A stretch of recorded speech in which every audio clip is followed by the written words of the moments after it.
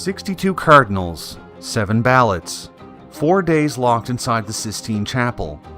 In minutes, one of the men in that room will hold more authority than any king or emperor alive. Shepherd to 400 million souls on every continent on earth. The votes are converging on a name almost no one expected. A quiet churchman born to a postman and a seamstress in a village most of these cardinals have never heard of. By the final ballot, it is settled. What happens next, no one in that room expects. Riese, Kingdom of Lombardy, Venetia, 1843. An 8-year-old boy walks several miles to school without shoes on his feet. Not because he doesn't own any, because he does, and cannot afford to wear them out. So he carries them in his hands the entire way, and only puts them on once the schoolyard comes into view. His father is the village postman. His mother sews by hand for other families in whatever hour is left after raising 10 children of her own.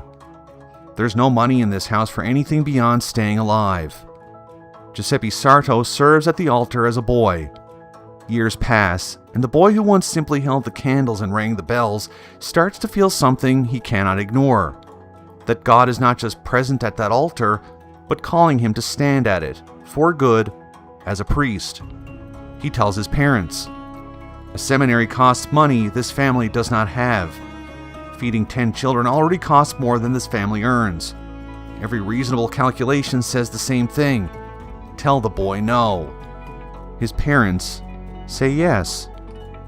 His mother takes on more sewing work than she can reasonably carry, hour after hour, to help pay for what her family cannot otherwise afford, going without herself so that her son can go toward the altar instead. Every stitch she takes on becomes one coin closer to his ordination. At 17, his father dies.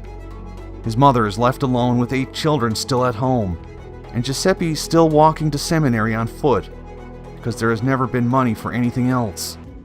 In 1858, at 23, he kneels and rises a priest.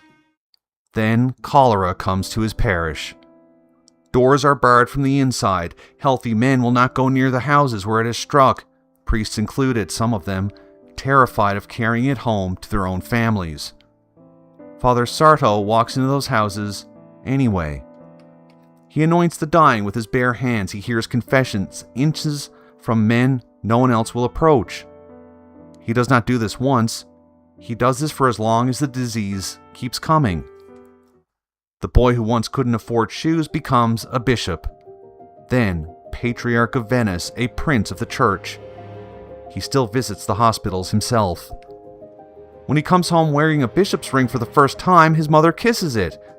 Then she raises her own hand, a plain wedding band, worn thin from decades of labor no one ever thanked her for.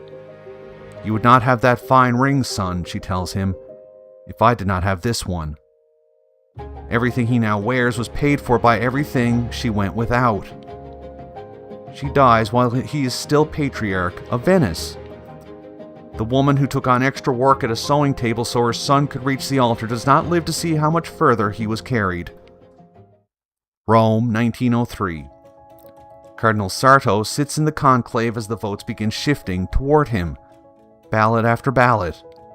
With each ballot, he moves closer to a chair no earthly throne outranks. Successor of Peter, vicar of Christ on earth, sovereign of a state of his own. Kings will kneel and kiss his ring. Cardinals will refer to him as Holy Father. Hundreds of millions of Catholics on every continent will look to him alone as the visible head of their faith. By the 7th ballot, it is certain. The honor being handed to him is the single highest office a Christian can hold. Giuseppe Sarto weeps. He has spent his whole life wanting exactly one thing: to be a parish priest among ordinary people. Now the highest chair in Christendom is being placed under him, and he begs the cardinals not to do it. "May God forgive you for what you are doing," he says through tears. They elect him anyway. He takes the name Pius X. His relatives travel to Rome to see him. He gives them no titles, no positions, no money. "I was born poor," he says. "I have lived poor, and I wish to die poor." He had once been a boy who had to wait years just to receive his first communion. As Pope, he lowers the age for every child in the church, so that no son or daughter of a postman anywhere in the world would have to wait as long for Christ as he once did. He's been Pope for 11 years when in the summer of 1914, World War I breaks out. It breaks something in him too. Weeks later, on August 20th, he dies. The Pope who never wanted the papacy, still owning nothing, still giving away what little was his. In 1954, he is canonized.